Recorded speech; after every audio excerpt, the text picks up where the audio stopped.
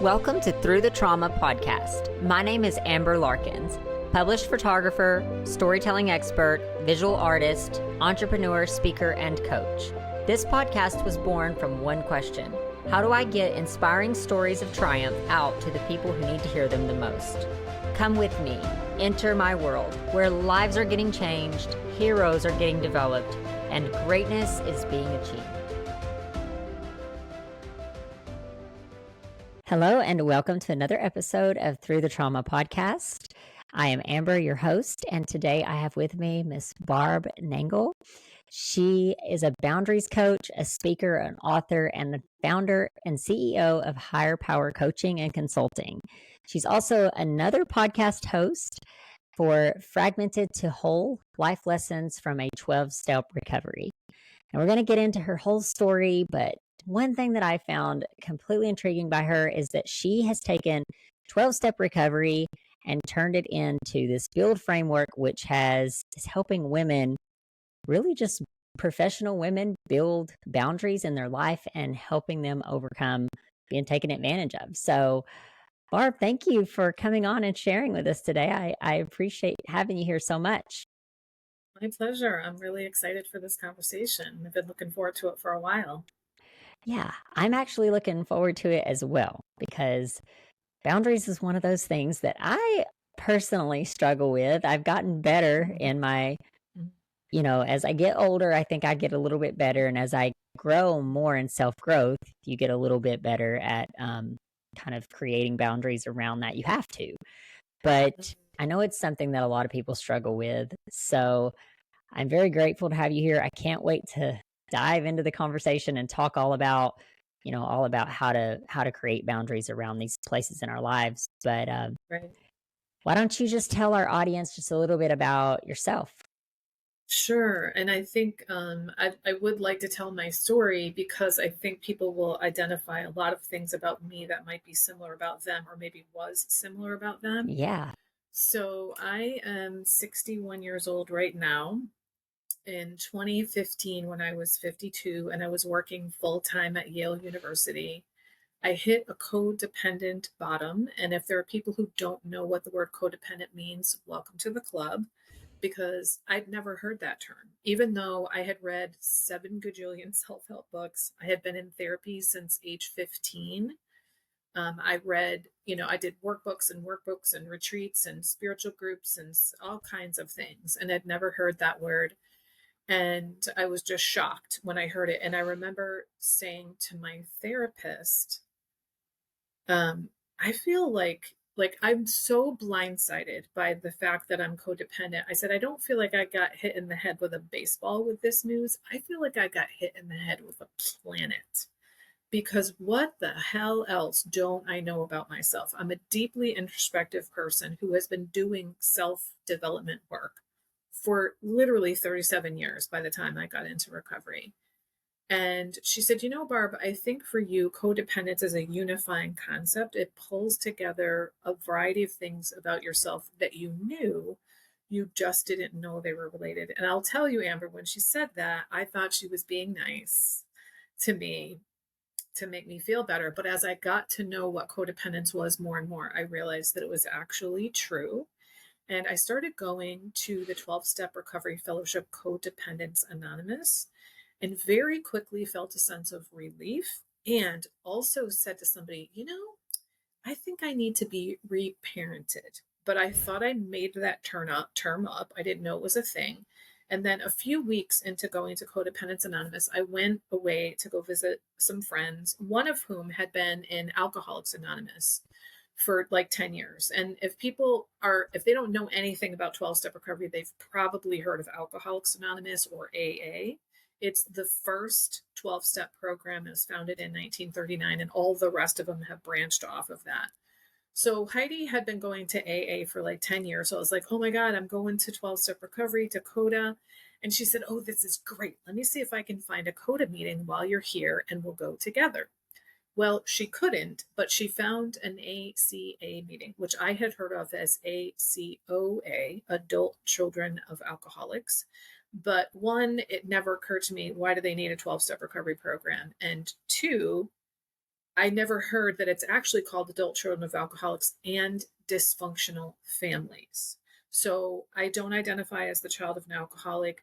I think if you had asked me, did you grow up in a dysfunctional family? I might have said yes, but it's not like I walked around saying I grew up in a dysfunctional family. So I didn't think I qualified, but I was like, I'll go for you, Heidi. And I walk in, and in the opening readings, they said, among other things, we reparent ourselves. And I was like, what?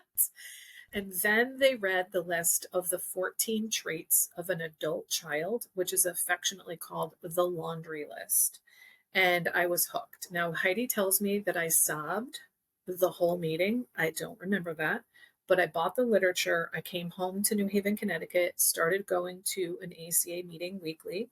A few weeks later, an ACA meeting just for women started. I started going to that. And a few weeks after that, I started doing the 12 steps with a small group of women in that program. And I was just hooked and I was really shocked. And so for my first year, I went to both CODA and ACA. And after about a year in CODA, I decided to leave the program. It felt like maybe a 75% fit for me, whereas ACA was a 100% fit. And that turned out to be a higher powered moment because the meeting I was going to was on Monday nights. And one of the women I was doing the 12 steps with in ACA had started going to Overeaters Anonymous. And she was kind of like gently trying to get me into the program. And I was basically hitting a bottom with sugar around that time. And so I started going, I went to a workshop with her and I went, oh my God, I'm a compulsive overeater. I didn't even know that that was a thing. Never mind that I was that. And they handed me a list of meetings. So this is in 2016, before COVID, before like everything was in person back then. And lo and behold, there was a downtown New Haven Monday night OA meeting. So I had given up my Monday CODA meeting just in time for God to be like, you need to go to Overeaters Anonymous. So I've been in that program since then, and I'm down over 100 pounds from my top weight. So I've done the 12 steps in both programs, and though the steps are exactly the same, the way you go about doing them is slightly different. And really, it was both programs that taught me how to build healthy boundaries. Now, I want to say I learned a lot of tools, tips, mindset shifts, tricks, skills in that I never learned anywhere in 12-step recovery. This is why I started my podcast, because I was like, listen, I've been trying my whole life.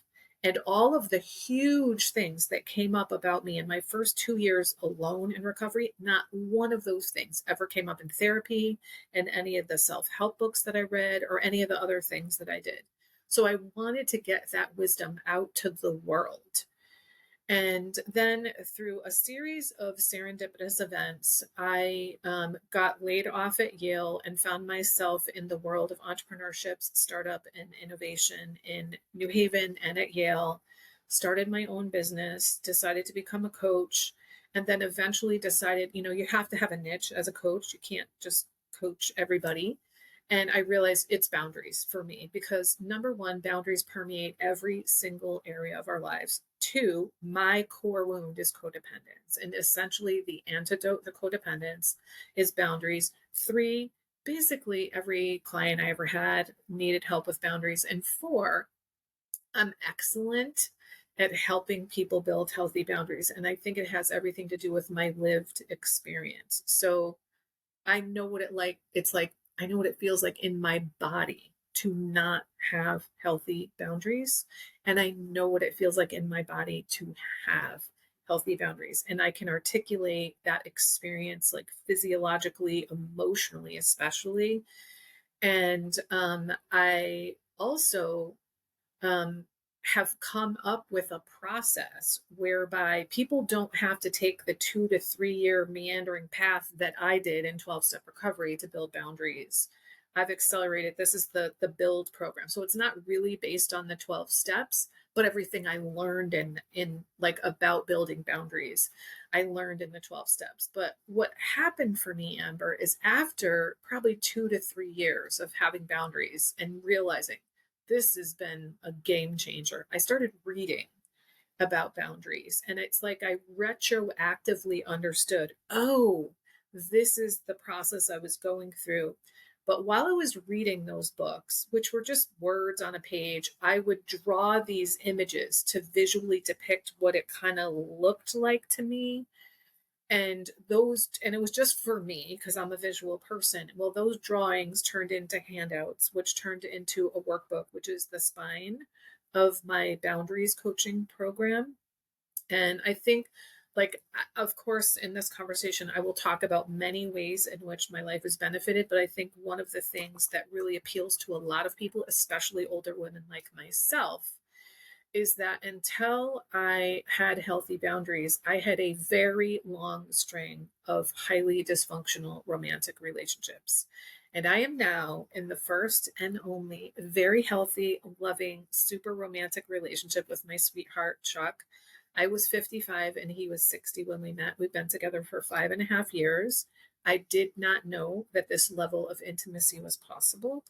One of the things that attracted me to him the most was he had really healthy boundaries. And so, at the most basic level, what that means in our relationship is that as soon as something bothers us, we tell the other person. So we nip it right in the bud. We don't expect that they should know things. We don't want them to read our minds. We're not trying to read their, each other's minds. We just say, like, I have a concern. I have an upset. Um, I really want to share something with you. Is this a good time? Or, that didn't feel right to me, like those sorts of things. And because we deal with things right as they come up, we like avoid big, huge, giant conflicts. The most difficult situation I've had with him was a couple years ago. We went away on vacation in the mountains and we rented a cabin, and it was physically miserable. I mean, it was rainy most of the time. It was not warm. It was just like we were both physically miserable. And I know, like, at one point when we were driving, I basically turned him into my dad. And then another time he was like, I felt like a 12-year-old boy.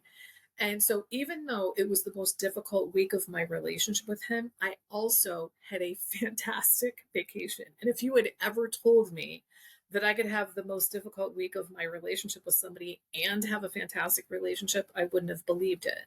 And then when we got home from the vacation, a couple days later, I said to him one night, you know what?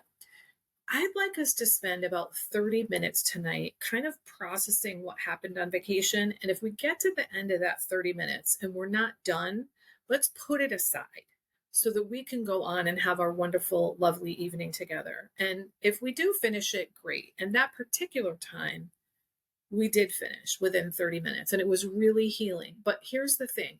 I didn't, I just knew to say that there's a line in the AA Big Book, which is the fellowship text from Alcoholics Anonymous, that says it's a promise of the program, which is we will intuitively know how to handle situations which used to baffle us. This is a perfect example, and I would say in my relationship is where that comes the most true. I just know what to say because I know who I am. I know what my truth is. I'm situated in my life, in my body. And so I never said anything like that. But what I think of that as is I put a boundary around the conversation because my relationship with him is so valuable and I only have so much time with him.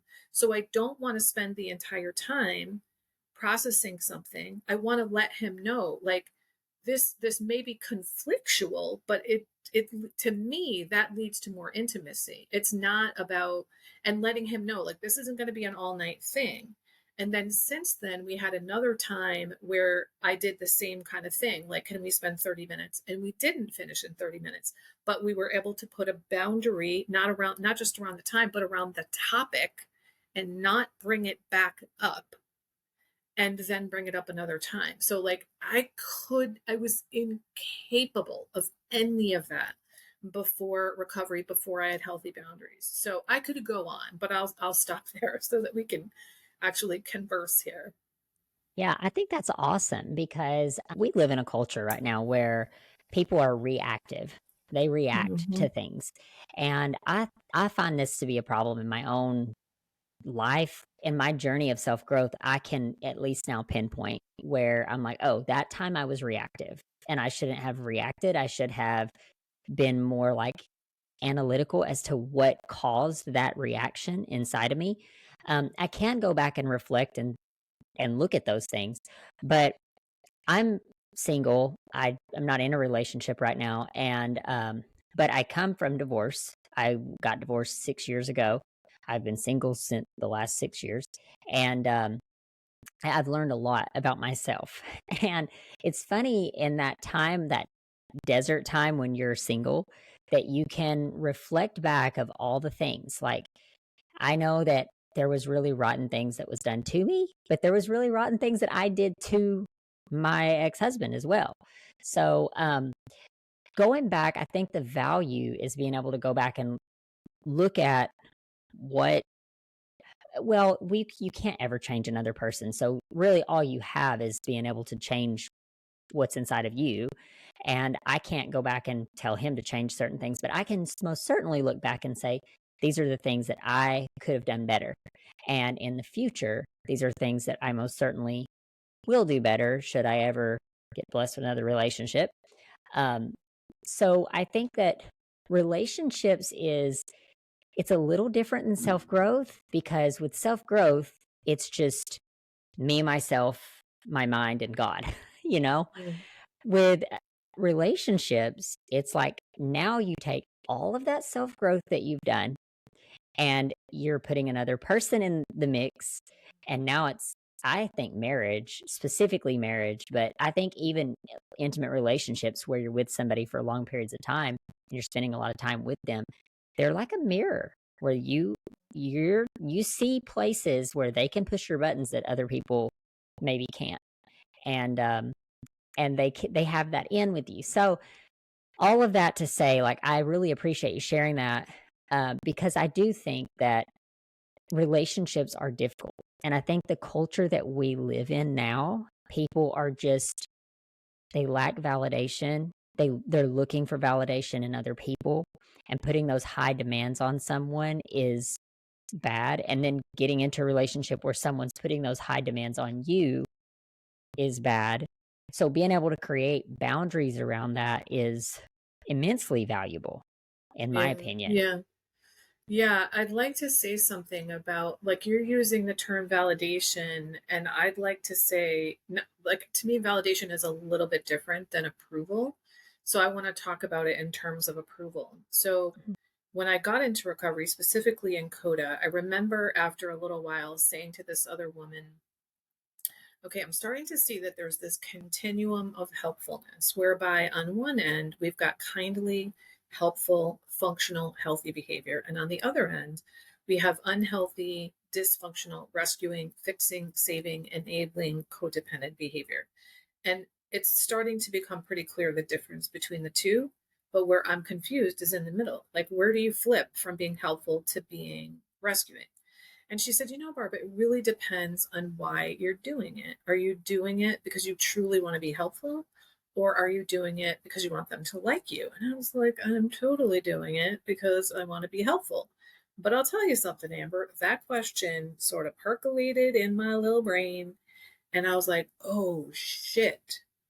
I am doing it not so people will like me, but essentially so they'll approve of me. So I Mm. thought I was nice. Like, I do all this stuff because I'm nice. And I did not want people to think that I was a bad person. To me, a bad person is someone who says no, someone who is unhelpful, someone who is, quote, selfish. And so I started to see, like, oh my goodness, I really am doing this because I'm seeking approval. And so what's happened is that I've learned that I used to be dishonest. I didn't know that. I truly believed I was an honest woman when I got in recovery. And I realized not only did I lie about drugs and alcohol and cigarettes and relationships, I mainly lied in the people pleasing department. I said things were okay with me and that were not. I said that I liked things that I really didn't. I put up with things that I really didn't want to put up with. So that's called dishonesty. And then I realized that when I go about doing for the express purpose of getting someone to approve of me, that is called manipulation. So I was like, oh my God, I'm a horrible person. I manipulate and I lie. And then I realized this is info, not ammo. This is another concept I learned in recovery. So this is information for me to learn, integrate, and grow from. It is not ammunition to beat myself up, because when I beat myself up, I end up battered and bruised. That is no place from which to grow and change. So what has happened for me now, Amber, is that I am no longer willing to throw my integrity out the window for someone's approval. So the big shift for me and how I went from 50 something years of no boundaries to having such healthy boundaries that I now coach other people on that is that I've come to care more what I think of me than what other people do. So this doesn't mean I don't care at all what others think of me. Of course I do.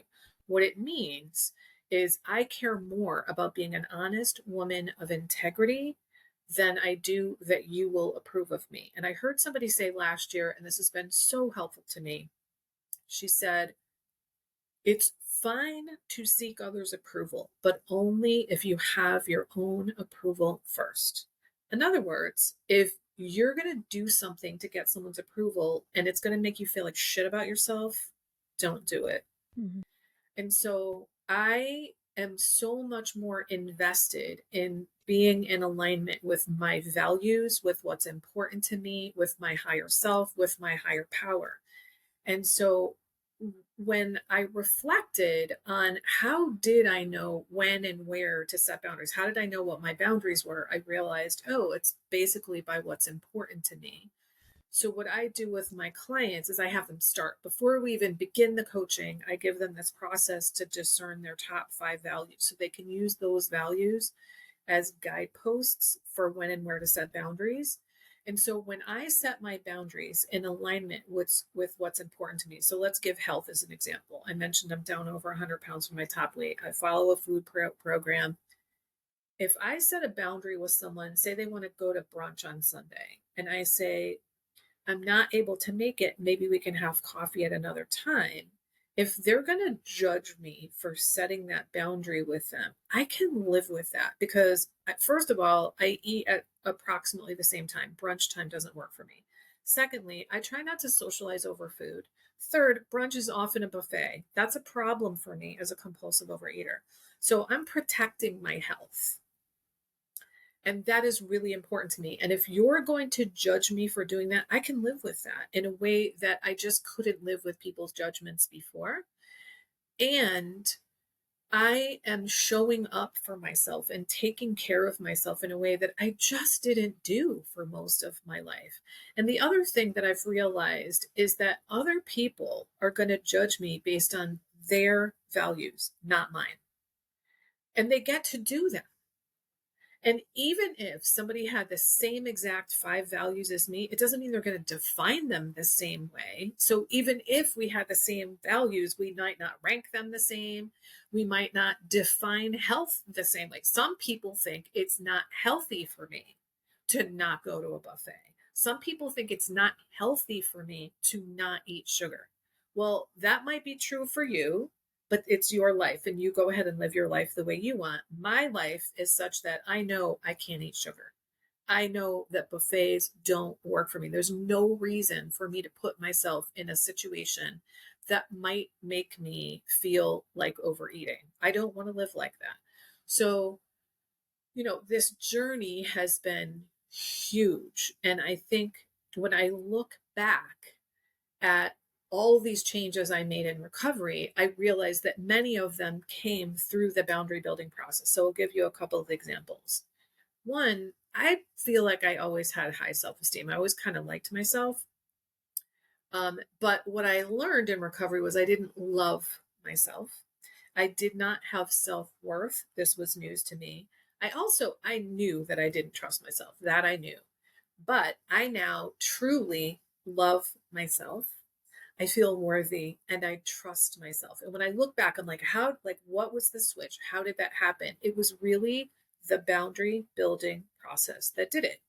because when we're building boundaries, it's an experimental process. I don't know what I like and don't like because I've been a yes woman and a chameleon my entire life.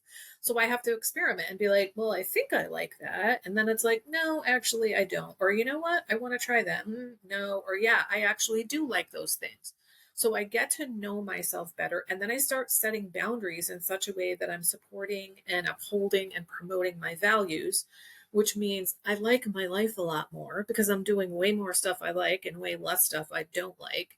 And I get to know myself better and like myself better. And because I start setting boundaries and showing up for myself, I'm building trust with myself to say, I really can show up for myself. And that makes me feel worthy. And I start treating myself well. And I began to really love myself. And so, can you think of a better reward than loving and trusting yourself and feeling worthy? Like, I can't imagine. Like, there's no dollar value that you could place on that. And so, what I want for other women, especially older professional women such as myself, is for them to have the kinds of freedom that I have gotten from healthy boundaries. And, I think one of the greatest freedoms, or the greatest freedom in life, is freedom of choice. And of all the freedoms of choice, to me, the greatest is the freedom to choose what to think. I had a lot of stuff going on in my head that I wasn't even aware was going on, even though in my late 20s, I did a lot to clean up the negative self talk. It turns out there was way more going on there. So I get to decide, how do I want to think about myself and then give myself those thoughts. I talk to myself more than I listen to myself. And so sometimes that means I literally talk by saying affirmations out loud. I also record affirmations so I hear them in my voice. I have crayons I write on the mirror. I have sticky notes all over my house, including like in drawers and in my makeup drawer and inside my wallet. And I write out things. I have, daily readers. I have all these ways that I talk to myself because my brain wants to tell me all kinds of crappy stuff, which I now know actually comes from the trauma. And I also now know that the lack of boundaries is a result of trauma as well. I didn't know that I was traumatized. It turns out that my trauma was not what I thought. I thought trauma was blunt, like you were in a war or you were in a hurricane or something like that. And even though when I was a late teen, there were 3 incidents where my dad tried to strangle me. I got that those were traumatic, but I didn't know that I had trauma. And I also rationalized it away like, well, I was almost an adult. So that's not, I wasn't a child. But what I learned in recovery is that there's something called relational trauma, which I'm guessing you probably talk about on this podcast. And I call it like the drip, drip, drip of emotional invalidation. So that's what happened in my family, that it wasn't safe for me to have feelings or to express them. My parents, like they would say like, here's what we're like as a family. No, we weren't. Or they would say, we don't do these things. Yes, we do. So I was like confused all the time because our public persona as a family was different than the private one. And so I was left with like, what is going on here? So I just, that results in trauma. And my first 6 months in the ACA program, which is a trauma recovery program, I was kind of making excuses for why I was there. I knew I had the traits based on that list, but it was clear that compared to the other people in the room when I first got there, I didn't objectively have it as bad as them. But as I started to realize, oh, the absence of good things happening can result in trauma. And what I later heard is people saying trauma can result from unmet needs. And so it's super common for people who have trauma of any kind to have poor boundaries. So, now I understand where this came from. And so this is from intergenerational dysfunction. And this is not to blame my parents. I think I intellectually understood before recovery. They did the best they could, but now I deeply get they could not possibly have done any better given their family histories. It's not okay what they did, but I get it. And I'm not walking around blaming them anymore. I used to have a lot of blame. I called it like a giant chip on my shoulder about my dad. And now I have so much more compassion than I ever had before as a result of my recovery and looking at the intergenerational dysfunction and really realizing, like, oh, this was literally the best that he could do. I was just reading something this morning about that said, you've healed from something, or you're on the healing journey when you can look at the person who hurt you and feel sympathy rather than anger. And I think I think that's so true, because when we take ourselves out of that, like the victim, and sometimes we are the victim in certain situations, but when we can Mm-hmm. remove ourselves from that victim mentality and start Mm-hmm. to look at, like, okay, this person did this thing to me, but maybe they did this thing because they didn't know any different, or they didn't know how to manage their emotions, and it doesn't take away the fact that they did it, but it takes a little bit of the edge off, because it's like, this isn't personal. It's not like they were doing this thing to, like, Mm-hmm. destroy me. They just didn't know any Right. better. Yeah. Yeah. The way that I think about it now is my father wasn't doing things to me. My father was doing things. I happen to be collateral damage. And, I'm so glad you brought up victim mentality, because for me, that was the most important paradigm shift of my recovery. So I am not the quintessential victim. I did not walk around going, woe is me, everybody's against me, the world is against me. I could spot a victim a mile away because I was going to rescue that person or fix or save them. But what opened the crack in the door for me able to see that I had victim mentality was when I did my relationship inventory in 12-step recovery. And I saw, number one, I saw the codependence get worse in my romantic relationships over time. But what I also saw was I had this attitude of, well, if he would just fill in the blank, then everything would be okay.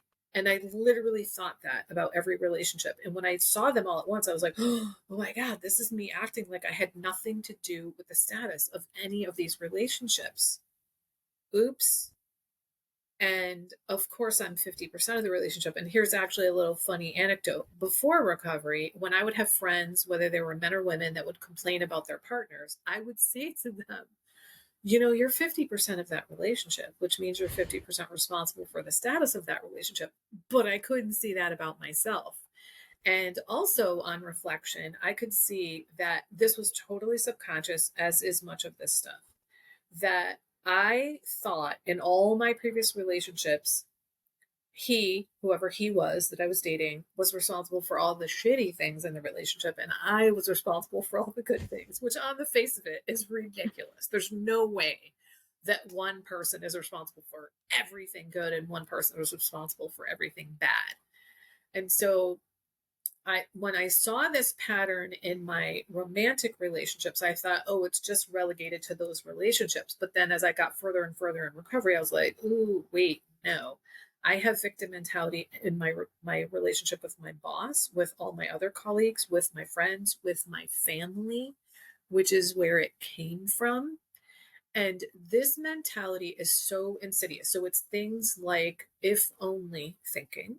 It's feeling like if you say things like, I didn't have a choice, you're wrong. You may have had shitty choices, but you had choices. We always have choices. When we're blaming other people all the time, when we walk around complaining all the time, those are indications of victim mentality. And I'll tell you, my victim mentality is so insidious. I think I have 6, 7, or 8 podcast episodes specifically about victim mentality. And the reason I have that many is that every time another layer of understanding comes to me, I do an episode about it. So I Mm-hmm. can share to people, like, here we go again. Here's some more of my victim mentality that was so insidious that I couldn't see it. But I want to say to people that when someone tells you have victim mentality, it doesn't mean anything bad about you.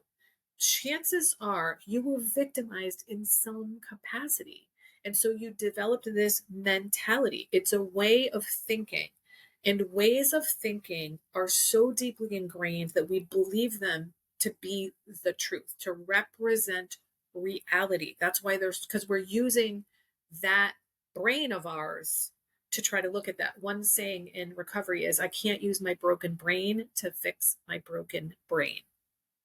And this is a good way to think about it. And so I find that, I feel I can probably say with confidence that every boundaries coaching client I've ever had has had victim mentality. They also have wildly unrealistic expectations about themselves, other people in the world. They also often have black and white thinking.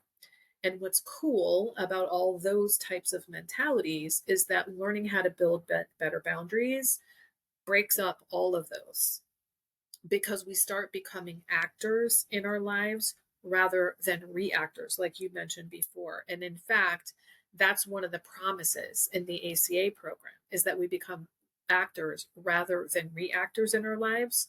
And I believe what that means is, rather than becoming victims and thinking from victim mentality, we become creators in our lives. So instead of feeling like life is happening to me or at me, we become someone who lives on purpose with intention.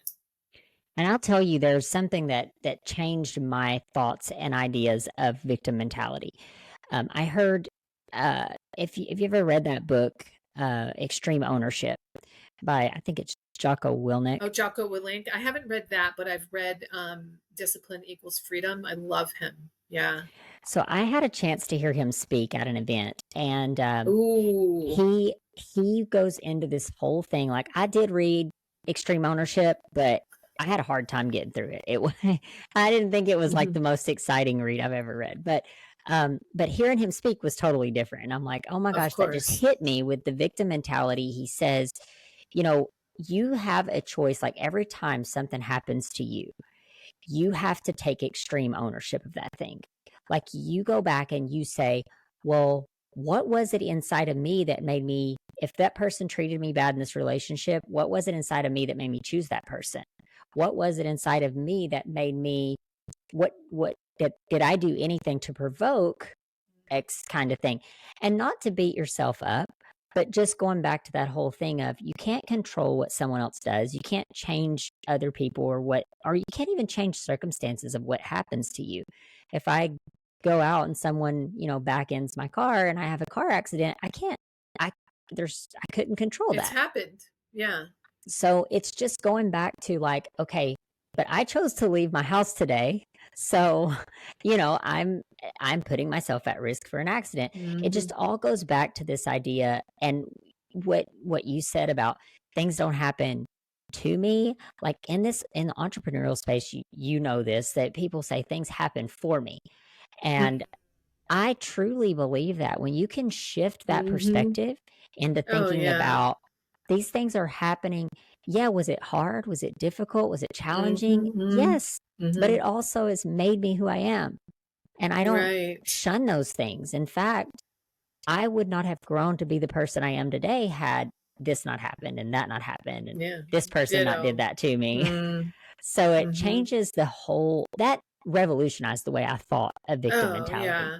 Yeah, yeah, yeah. Me too. I mean, I 100% agree. It's definitely changed everything. And I love that, things are happening for me, not to me. One of my sponsees in recovery says the universe is for me, not against me.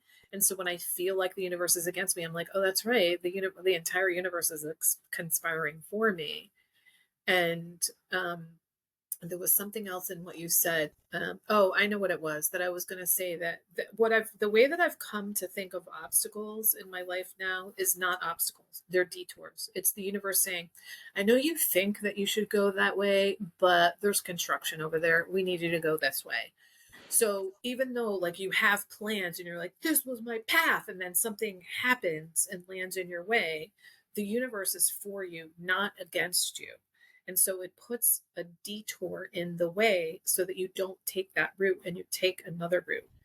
And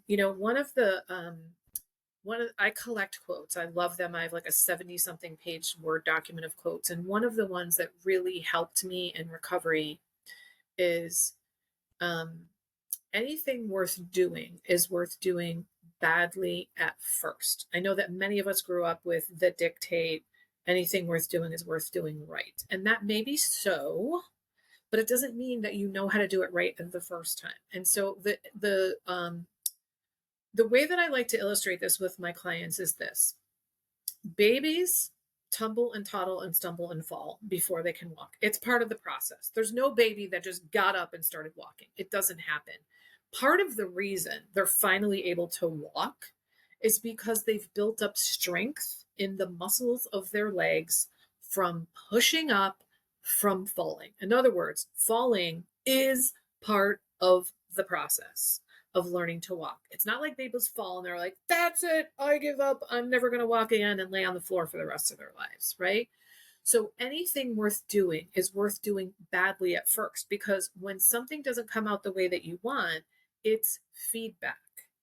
I have a brand new client. She started Monday. Our first coaching session was right before she started a new job. And she's being trained for a week and the person is leaving. And she says, I have all this paranoia that I'm not going to learn everything that I need to learn in that week. And I was like, your employer knows that. Like, they're the ones that are giving you only a week of training. Like, they're aware of that. And she was upset because they were teaching her a process and she made a mistake. And I was like, well, remember, like, anything worth doing is worth doing badly at first. And the way that I think of it, especially in a new job, when you make a mistake and you correct it, you're not going to forget, and you're probably not going to make that mistake again. But if you do everything perfectly the whole first week when you get training, and then your trainer leaves and you make a mistake, you don't know how to handle it because you haven't had to course correct at any point in time. And so she was like, okay, you're right. They did hire me. They did tell me it's only going to be a week of training. I am getting trained. So trained means I didn't know what I was doing and I'm being taught. It's like people who feel like they take a class and they feel dumb because they don't know the material. Well, you're there because you don't know the material. Yeah. Well, I have a quote for you, and you probably know this one, but if you want to succeed more, fail more.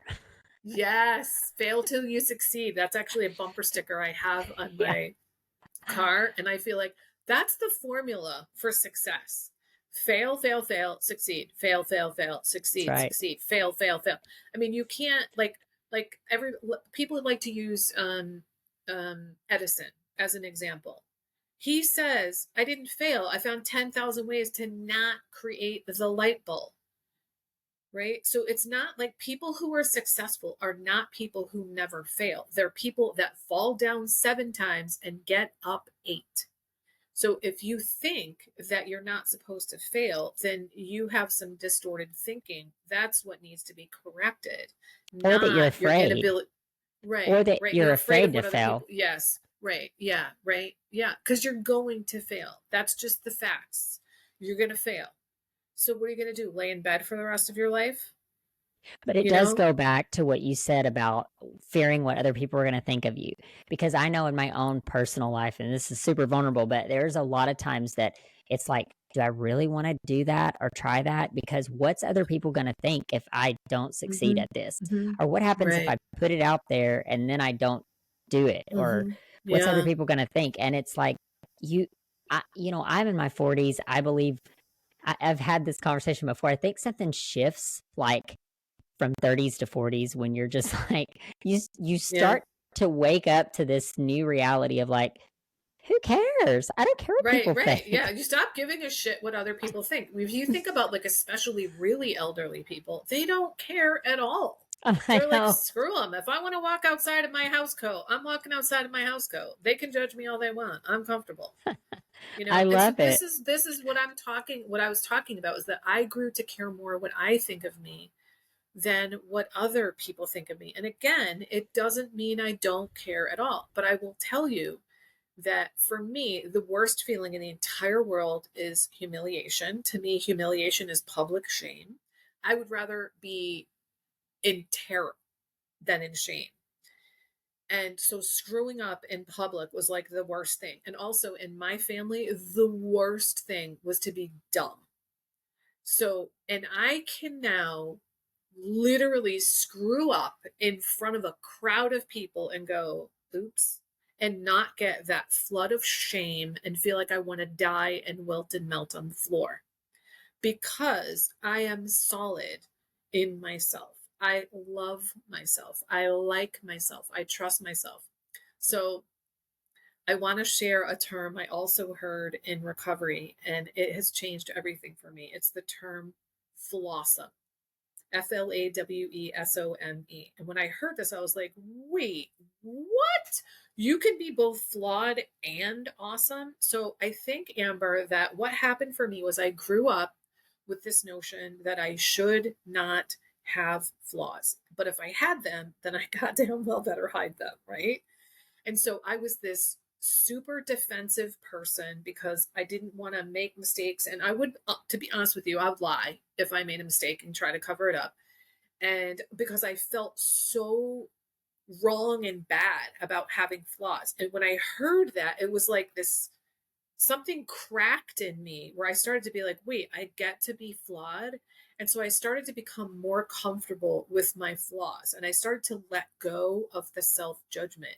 And I started to be more comfortable with sharing my vulnerability with people, which, by the way, is the only way to have intimate relationships, whether they're romantic or otherwise.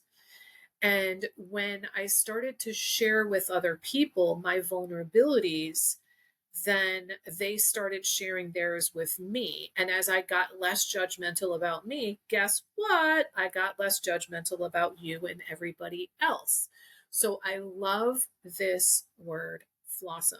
Now, it's not an excuse to go around and keep doing the same thing over and over and over again. It's to cut yourself some slack and to go back to that saying I said earlier, info, not ammo. This is information for me to learn, integrate, and grow from. It is not ammunition to beat myself up. That was even more important for me than Flossom, because even though I always had high self-esteem and liked myself, when I got in recovery, I realized it was like I was kind of like scanning the horizon at all times, like, where can I beat myself up? Where can I beat myself up? I wasn't even aware that I was doing that. So when I heard info, not ammo, I realized, oh, let's come at this with curiosity, right? What is this about? What might I do differently? Curiosity is neutral, right? And so when we say this is info, not ammo, it's especially helpful when you have a pattern that you see all over the place in your life. What could I do differently? Like sometimes asking, what do I think this is about is important. Sometimes we don't even need to know. We just need to change, right? But it's also really helpful to use info, not ammo with other people. So if you have people in your life where you have this continual dynamic that you don't like, especially if it happens in multiple areas of your life, info, not ammo. Like, what's going on here? But then if you have one person that irritates the crap out of you, instead of the next time you see them, instead of going, here we go, instead, go look at them and think, okay, this is info, not ammo. What do I make of this?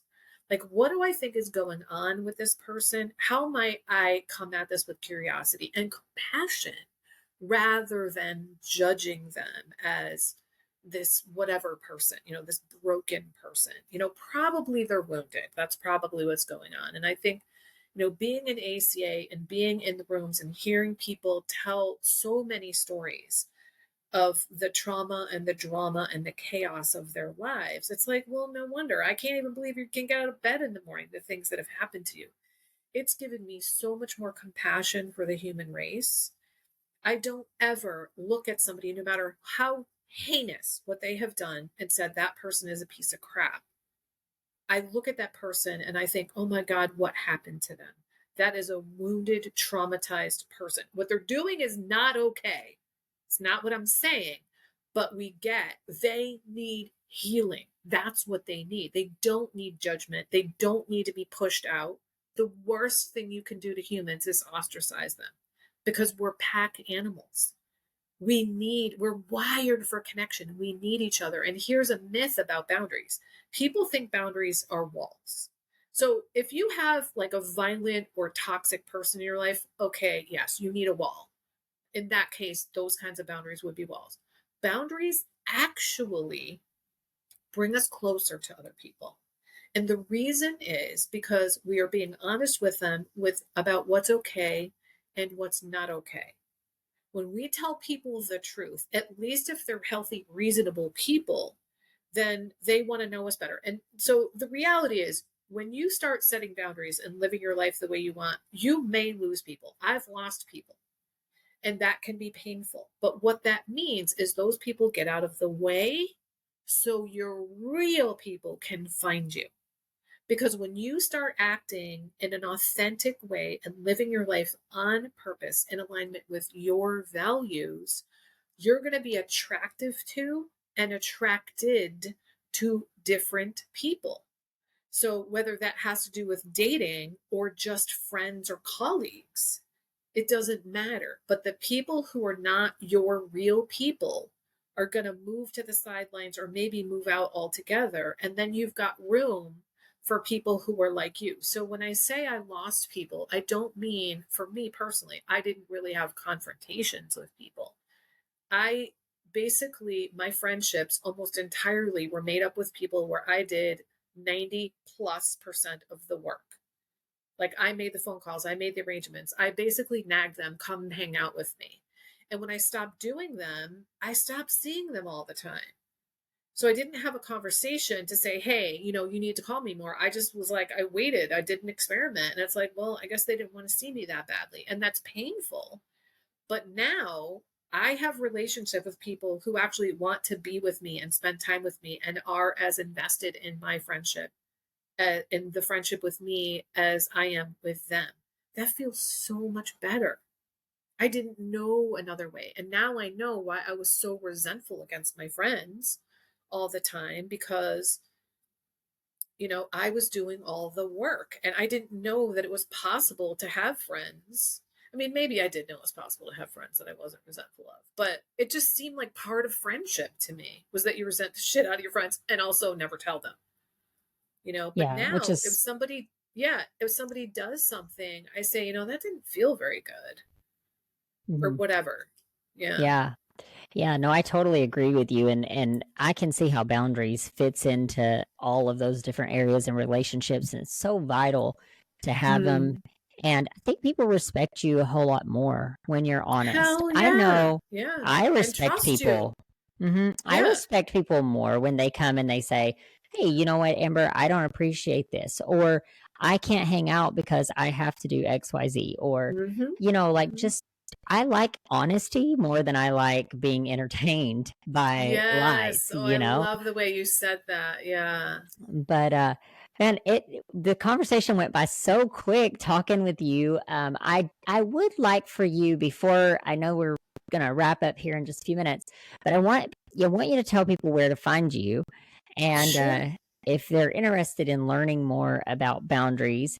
And then I want you to kind of give us, like, if someone's struggling with boundaries, where do you have them start? Okay. So my favorite place to hang out on social media is Instagram. I'm at Higher Power Coaching, though I am getting much more of a fan of LinkedIn. So it's Barb Nangle. I can give you the information for the show notes. Since you're already listening to this podcast, you can hop on over to Fragmented to Whole on your podcast app, or you can go to fragmentedtowhole.com. And then anything that you want to find about me is in the link in the show notes of my podcast or in my LinkedIn bio. So it has my website and all that. I do offer a free 30-minute Better Boundaries call. This is for people who think they might want to do private coaching with me. So I basically take them through a process to figure out, like, do you seem like the right kind of client for me? And then do I seem like the right coach for you? Because I think it's really all about, are we a good fit? Because there are other boundaries coaches out there. And even if you need help with boundaries, you might not need it from me. And then in terms of where to start, I think what I say every time I'm a guest on any podcast is keep the focus on yourself. And I think if you learn nothing else from me, and even if you work with someone else on boundaries, really learning to keep the focus on yourself. So I want to give you 4 or 5 tips for what I mean by that. So number 1, what do I want and need in this situation? I never asked myself that. I was always like, what does he need? What does she need? What do they need? What does the situation need? What does the cause need? Mhm. And I didn't even pay any attention. So, what do I need? Number 2, is this my business? I was constantly giving unsolicited advice to people. It's fine to be helpful to people, but please get their consent. Ask them, are you looking for advice? Would you like to hear what I have to say? Or better yet, wait until they ask. Number 3, the way we say this in recovery is, what's my part in this? In other words, if I have a continual dynamic happening in multiple areas of my life, what's my part in it? What might I do differently in the future? Another way to keep the focus on yourself is to really focus on your own feelings and not other people's feelings. Stop trying to manage and feel other people's feelings. So if somebody's upset, they get to be upset. It is not your job to make them happy. You can ask them, is there anything I can do to be supportive of you? But to try to cheer them up, if somebody is grieving, they get to grieve. It's their feelings, not yours. And then another thing that I did was I literally felt other people's feelings. I was permeable, and I'm not anymore. And there's something that happens, Amber, I don't know how to understand I can explain it roughly, whereby as I get better and better at boundaries, it's almost like this energetic force field evolves around me, whereby other people's stuff is repelled from me. But I think one of the ways that I accelerated that process is I started saying, it's not happening to me. And I literally held my hand up to sort of push that energy away and told myself, this is happening to them, not me. And then the last way, which I think is the most important way to keep the focus on yourself, is to practice really good self-care. It is amazing what you can withstand when you've taken really good care of yourself. It is not selfish to put yourself first. So I want you to pour from the overflow rather than from an empty cup. And the only way you're going to have that is if you fill it yourself first. So I want to give an example. Just last week, one of my clients she arranges basketball tournaments from kids from a whole bunch of states. And she did this during the fiasco with the airplanes a couple weeks ago. So when they were at the tournament is when that happened. So she had this nightmare logistically of getting hundreds of kids back home. And when she got home from this situation, she texted me and she said, I am super proud of the way that I handled that situation. It had everything to do with my self-care. Self-care is key. And I said to her, it's amazing what you can withstand when you take really good care of yourself. Now, this is a woman who was not taking good care of herself before she started working with me. And she is trained as a yoga teacher. So she knows what self-care is, just wasn't doing it. So people with healthy boundaries take good care of themselves. They're not trying to get their needs met in some sideways way with other people. So I would say keep the focus on yourself. That's awesome and so true. So true. Self-healing and self-growth comes from within. It's just you're one decision away from making that change in your life. And I wish more and more people would get on the trajectory to self-growth. And boundaries is just one component of really growing completely, but it's a very vital component. Oh, absolutely. Absolutely. So, man, Barb, you're amazing. Thank you so much for sharing so much and being so open and honest with my audience. I appreciate it. And I will put all of your things in the show notes. I actually have all of those things for you. So I'll put all of those show notes so people can get in touch with you and connect with you, and then go and listen to your podcast. And man, just set those boundaries and keep them. Excellent. Well, thank you so much, Amber, and keep up the fantastic work. I love what you're doing. Thank you so much. Thank you for listening to Through the Trauma podcast. If you have found value in this episode or believe in the mission behind what we are doing, please subscribe so that you never miss any future episodes. Also, be sure to check out our transformation project at transformationthroughtraumaproject.com, where we help inspirational stories get heard on a larger scale through multiple platforms. If you know someone who can benefit from this episode, please share it with them. Until next time.